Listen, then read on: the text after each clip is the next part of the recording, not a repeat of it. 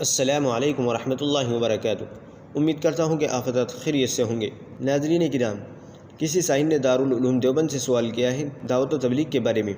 جب نبی کریم صلی اللہ علیہ وسلم نے دعوت و تبلیغ کا کام 40 سال کی عمر کے بعد شروع کیا تھا، تو ہم 40 سال کی عمر سے پہلے کیوں دعوت و تبلیغ کا کام کر رہے ہیں؟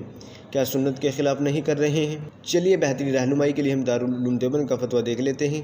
کیا فرماتے ہیں مفتیان اکرام مسئلہ دل کے بارے میں کہ حضور صلی اللہ علیہ وسلم نے دعوت و تبلیغ کا کام 40 سال کے بعد یعنی نبوت ملنے کے بعد شروع کیا تھا، تو ہم اتباع سنت کے خلاف 40 سال سے پہلے ہی کیوں دعوت و تبلیغ کے کام میں لگ جاتے ہیں؟ دارالعلوم دیوبند نے اس کا جواب دیا ہے، بسم اللہ الرحمن الرحیم۔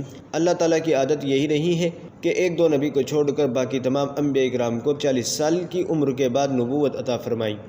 یہ معاملہ انبیاء اکرام کے ساتھ خاص رہا ہے۔ ہم بندوں کو اللہ تعالیٰ نے بالغ ہونے کے بعد فرائض و واجبات کا مکلف بنایا، اس لیے ہمیں اپنے آپ کو انبیاء اکرام پر قیاس نہ کرنا چاہیے۔ واللہ تعالی علم۔ دارالفتہ دارالعلوم دیوبند۔ امید ہے کہ مسئلہ آپ کی سمجھ میں آ گیا ہوگا۔